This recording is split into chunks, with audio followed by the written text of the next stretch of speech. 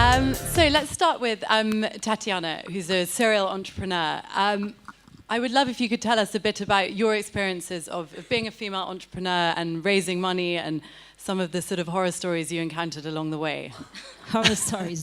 Thank you for that. So hello, I've been an entrepreneur for the past 10 years, and I sold my first company in 2011, and something funny happened. A few days before the closing, the person that was going to buy us out from the merger and acquisition of Amazon called us and said that we need to talk. In general, when somebody says that, it's not really a good sign. So we panicked with my co-founder. We go to Washington, and during the whole trip, we're convinced that it's going to be the end, that nobody is going to buy us. And since we had put aside all the possibility of raising funds, that we had said no to privilege the sale points, we were completely panicked. So we get there, and we get into this humongous open space, 3,000 people, and there's two guys that come in front of us and say,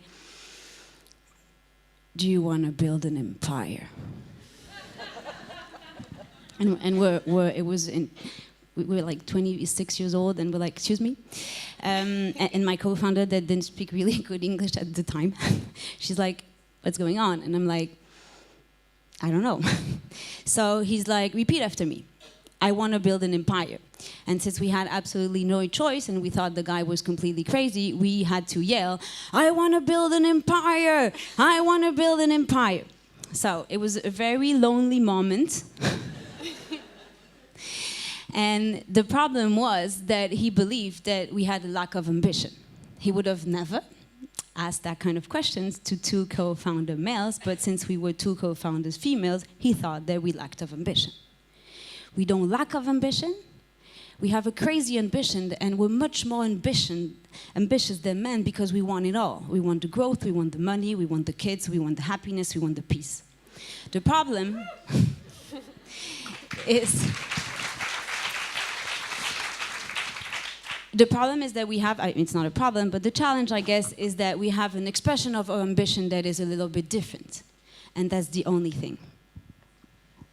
What do you mean by that expression of ambition that's different? How do you characterize that?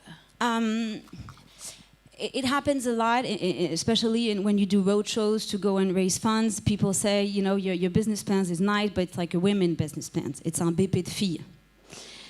So I didn't really know what was a BP de fille, a business plan of women, but what they mean is that it's less ambitious because it's realistic. That's my interpretation. There was a great story that you told me earlier about the poncho. No, but I can't tell you all the horror stories. But it's not really a funny story. It's just that, of course, we've been raising funds for the past 10 years with my co-founder. We're two female. We didn't have any co-founder male. So it's true that sometimes when we had to raise funds, we didn't show that we were pregnant. So we have a poncho that sometimes we put. And it's not really funny. And at the same time, it is, because you still have to survive. So, but I think that and I'm going to have many more kids, I think I won't take the poncho anymore. I learned a lot, and I think we just have to assume who we are and find the good investments that are going to follow us, even if we're pregnant for second, third, fifth kid.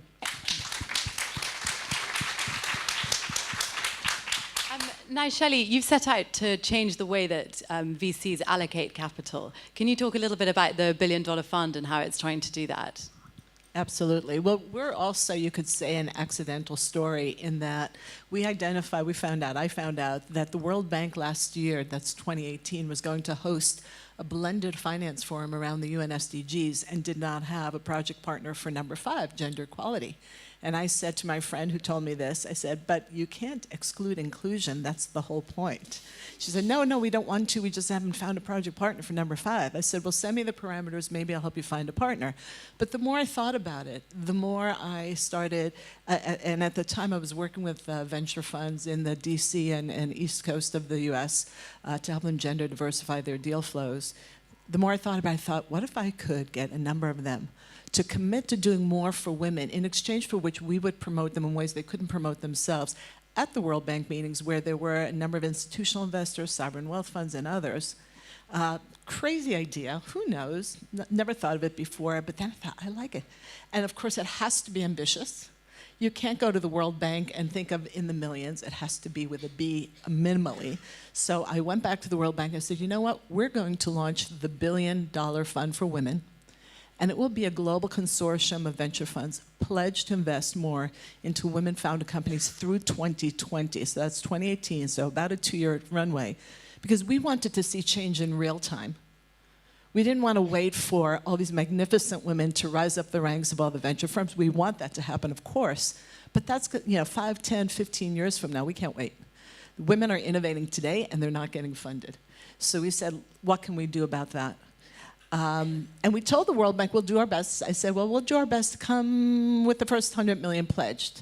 And literally, I had not yet called a single fund to see if I could even get 5 million, forget about 100 million. Hang up the phone, my business partner says, are you crazy? You just told the World Bank we're coming with the first 100 million. But what are you thinking? What if we don't do it? I said, well, we'll come with 80 million. We'll come with 50. We're entrepreneurs. We'll do what we can. And she said, well, Shelley, what if it's 0? I said, well, we'll call in sick. But seriously, thanks to amazing fund managers, next to me is not only an amazing entrepreneur, but a great fund manager. By the time we reached the World Bank, less than 2.5 months from that phone call, we had over $460 million pledged from a global consortium of venture funds. And in June of this year, right here in Paris, we announced that we had surpassed the $1 billion mark from a global consortium of over 80 venture funds that will be investing over $1 billion into women-founded companies through 2020. And as you heard earlier, in total, globally, we're at about 2.3%. In the US, that was about just a little over $2 billion. So we expect to add an incremental $1 billion just by the virtue of a very tiny cohort of women, all women, working to do this. Although we do have male GPs, I want to note that and appreciate them as they appreciate all of our fund managers. So that's our story. And how will you measure the success of the $1 billion fund? Because clearly raising the money is just the start. Correct. So what we're doing is we're about to go out with our first survey, and the survey will consist of about 16 questions, but what really matters are what I call the core 4. And the core 4 are the following. How many dollars into how many companies, and what proportion of those were women-only founded, and what proportion were founded by a gender-diverse team with at least one woman founder, and to address, I think Jenny's or somebody made the point earlier, not just women founders, but who are still in the leadership team and on the cap table in a meaningful way. Meaning, if there are 3 co-founders, 2 men and a woman, that they would all be at a third versus the 2 guys at 45 and she's at 10. And we have certainly seen that, and that's, we are trying to inspire positive action with what we're doing. We don't reveal what the individual pledges are unless a fund chooses to publicize it themselves, because our philosophy is we're not here to blame and shame. We're here to inspire positive action. And we will also be announcing at the end of the month a new initiative, a new company in effect, that will be beyond the billion. What we can do to further accelerate the venture marketplace so that it's more women-friendly. And when you speak to the investors, what's the deal flow like for them? Are they finding enough opportunities to invest in? Are they falling into particular sectors?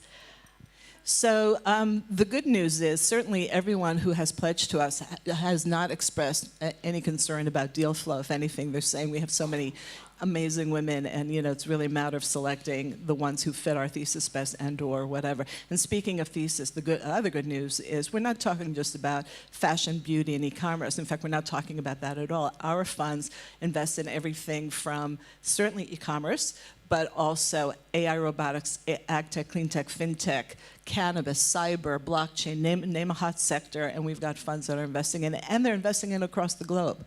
So we have a dozen funds in Asia, 15 in Canada, now 16 in Canada, 10 here in Europe, 3 in the Middle East, North Africa, 1 sub-Saharan, and the rest are in the US, and we're awaiting our first pledge from Latin America. And we're expecting to start a new cohort when we announce our new initiative. Now, Lindsay, you've also set out to improve the allocation of capital to female-founded businesses. I wondered, what's your diagnostic on why women are struggling to raise money, why not enough money is going to their ideas? Sure. I mean, I don't think I have anything revelatory to add to sort of what's been said here today. I think, what is true is that pattern matching is a sort of cornerstone of venture capital, and it's important that we recognize, and this has been said now a couple times today, that the decision makers at the table are just as important as the people who are showing up for capital. One statistic that I do think is worth mentioning, in the United States, I think it was around 7% of all VC was going to female founders in 2015. And the sort of corollary that isn't talked about enough is that at that time, there were also 7% women as decision makers for where that capital was going. It's an apples to apples comparison. Unfortunately, we've now seen the needle move from down, right? So from 2.2%, along with it, the decision makers as well. And so one of the major ways that we are addressing this issue is by ensuring that there are women on the cap table. We raised a small fund for our first fund, and we had 34 LPs, 29 of whom were women. I would say probably a third of them were women of color, and every company that we've invested in has both a female founder and a female CEO, and almost half of our portfolio are women of color. So I would just also add that when we talk about a pipeline problem, we should be really, really specific as to what we're talking about, because there are absolutely no shortage of incredible companies coming in looking for capital, and there is no shortage of amazing women who have the sorts of capital that could be deployed differently. And I would just add one more thing to that, which is my background is in women's rights, and I started the company because you could choose virtually any metric by which to measure success systemically when it came to girls and women in 2016. And having spent my entire career investing philanthropic capital with the hoped-for outcome of changing those statistics, I was incredibly discouraged, and I wanted to understand why philanthropy was the only way we were investing in equality, because I think we can achieve a lot of our hoped-for outcomes by actually looking at investing for both a financial and social return. And what that meant was making that case to women, because as a general rule, when men invest, they amass more wealth, and when men have wealth, they invest and amass more wealth, whereas when women have wealth, they give their money away.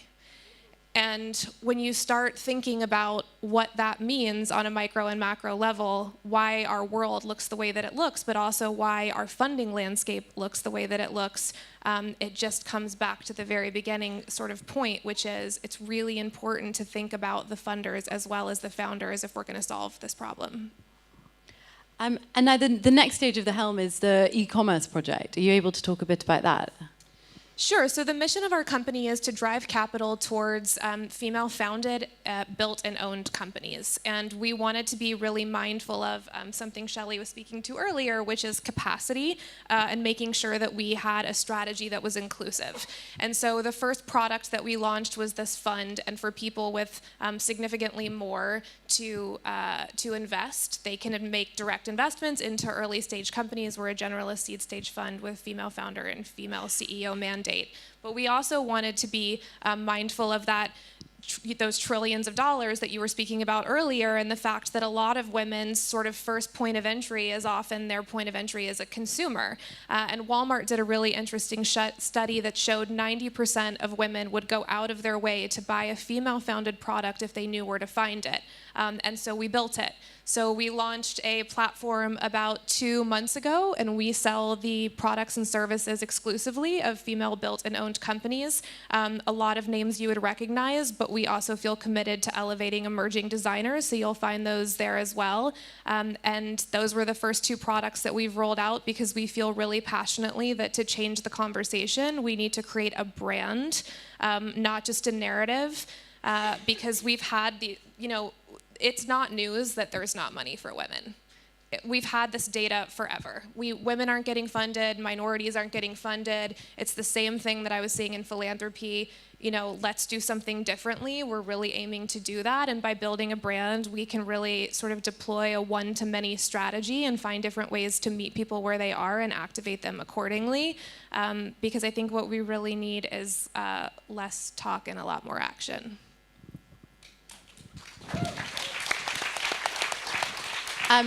Now, Ginny, you're coming at diversity from a different angle, really, through the policy angle. And I wondered if you could tell us a bit about the work that you're doing there. Yeah, absolutely. So people on this panel have told stories about their own experiences of raising capital and when there have been comments that have been toxic or disrespectful, right? That's a common experience that women and other underrepresented people seeking funding have. And one of the issues is that comments like that actually are not illegal. That's because most harassment and discrimination protections extended by most nations are part of employment law. And employment law is about an employer and an employee. And so if you're an entrepreneur raising capital from an investor, you're not an employee, and discrimination against you is not illegal. Harassment against you is not illegal. And so we're working to change that through policy. I run an organization called #Moving Forward. We were founded in 2018. I'm one of 4 co-founders. And we work with VCs and encourage them to create corporate policies that make harassment and discrimination of entrepreneurs they work with illegal. And we're also working with states in the US to try to change state law to similarly make harassment and discrimination between investors and entrepreneurs illegal, because it's legal in most places in the world right now.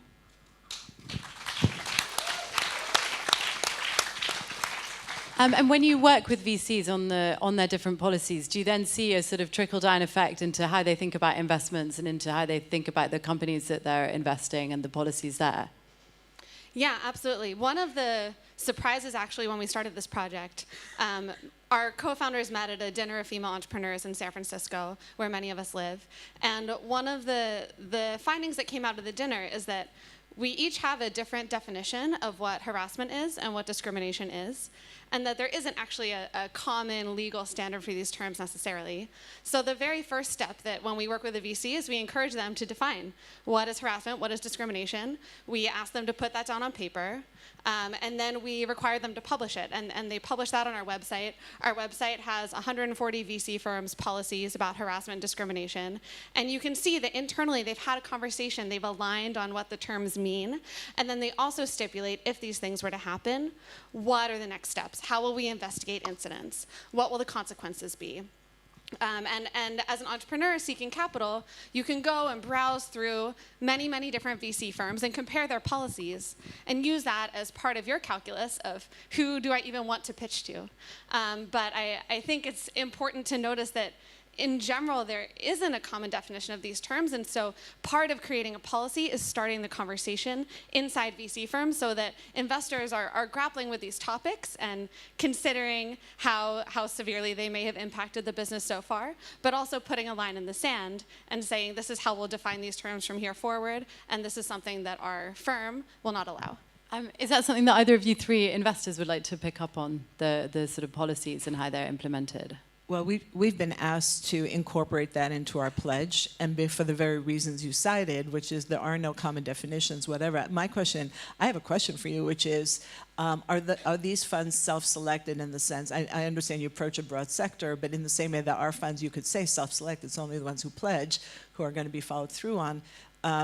The ones who are prepared to make those kinds of commitments, are they really the egregious ones, or the ones that really need to be held to a higher standard are the ones who aren't in fact engaging there? And how do we get, a broader sector engaged, I guess is my thought. Yeah, I mean, we reach out to all of the VCs we can, and we work with VCs one-on-one to cultivate their policies. We work with VCs you've heard of, with 500 Startups, Jessica was just on stage here, with Greylock, with Sequoia, with a number of names that you all will be familiar with. And some of these firms have had a history of having bad instances of harassment that came out in the press. Some of them are engaging in this proactively, knowing that it is a pervasive problem in the industry and that any pervasive problem could affect any firm at any time. And so you see some VC firms who have wrestled with this before and thus feel its importance, as well as firms who are trying to be proactive and are aware of the broader problem in the industry. Tatiana, do you want to tell us a bit about the Sister Initiative and what you're doing there? Yes, of course. You were talking about the fact that there's a number of studies in the US, and of course you have plenty in France. We didn't have that much.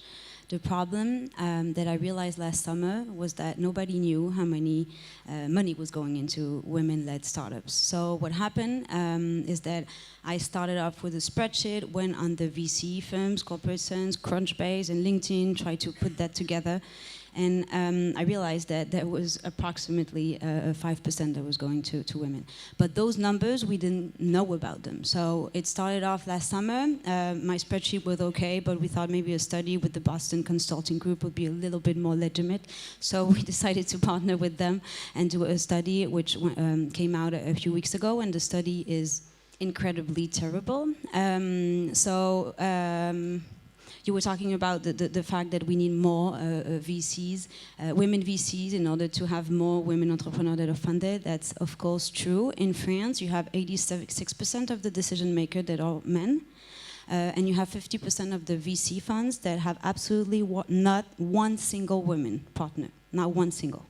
So that's not going to change, and we're not going to get, as entrepreneurs, better funded if we don't get, at one point, women that integrate those VC firms. So we launched the initiative in last December. It's called Sistar, and it's a non-profit organization to reduce the funding gap between women and men entrepreneurs. The idea is to focus on two areas. One, counting, so we need to count. We need to count in order for women to count. We need to measure, because we can't improve something that we can't measure.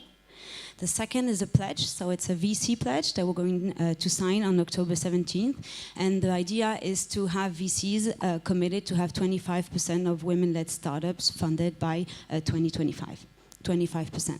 We launched recently a campaign. I don't know if you have the slide that was prepared. The idea is that we kind of worked on the FaceApp buzz. I don't know if you remember the FaceApp buzz. So the FaceApp is you take a picture of you and you see yourself older. So we used the idea, and we took entrepreneurs and VCs and we transformed them into men. So we had, and it was incredible because Roxane played the game and a lot of entrepreneurs played with them. It would be great if we could have the slide. So this is Roxane. She looks really good in man, very handsome. This is Marlène Schiappa. Marlène Schiappa is the Minister of Women. I'm looking very sexy here. This is Mercedes Serra, who's a very famous entrepreneur. Céline Lazare, who launched Litchi, and Fleur Pelin, who used to be a Minister of Digital Economy. So the idea with this campaign was kind of a shock, and we had presence a little bit everywhere, and little by little it became to grow. And one morning somebody called saying, I love what you're doing, I'm going to put you everywhere in the metro. So we're like, okay. And now we're everywhere in the metro. So the good thing about it is that I guess it's fun, and also a lot of funds that I used to call up saying you need to commit to 25% of women funded by 2025. They were like, no, I don't know. And now they can't really say no. So that's what we're doing.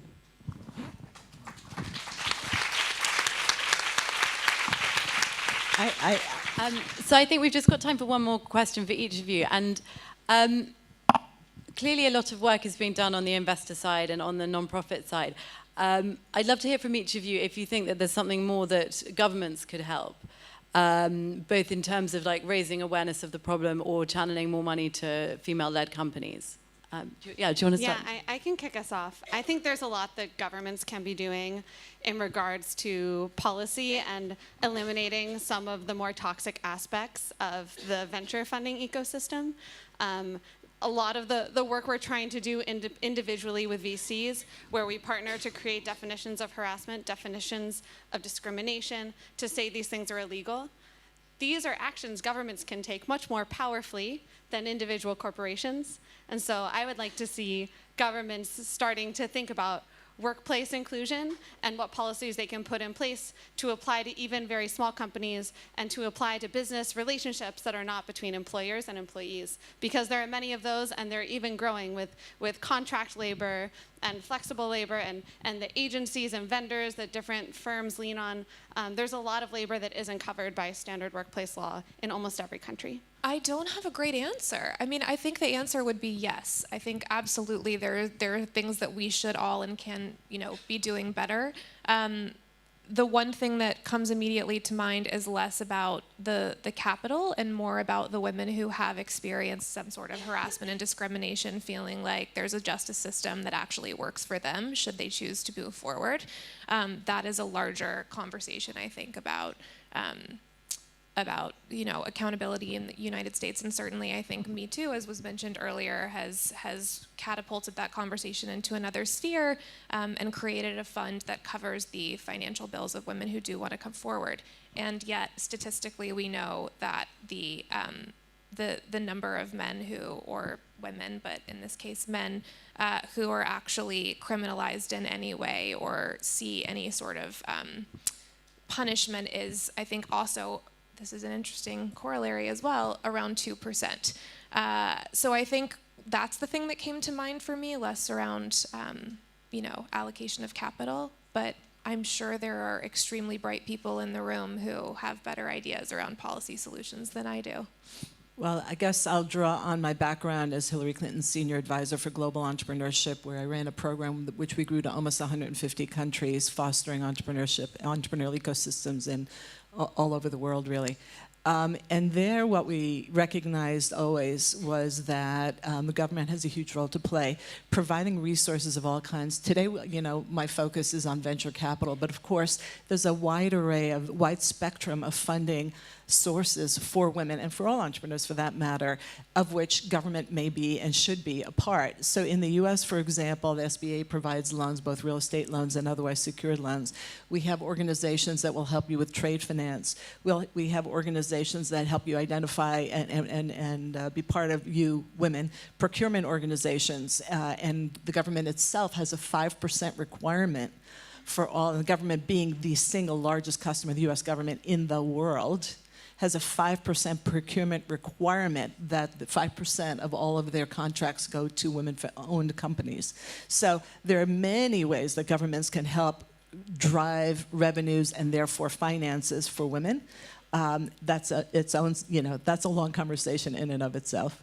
I'm an entrepreneur, so I think we really have to let them do what they know how to do, but it didn't really work, and try to do our own thing. So I have a very powerful strategy. It's called the sandwich strategy.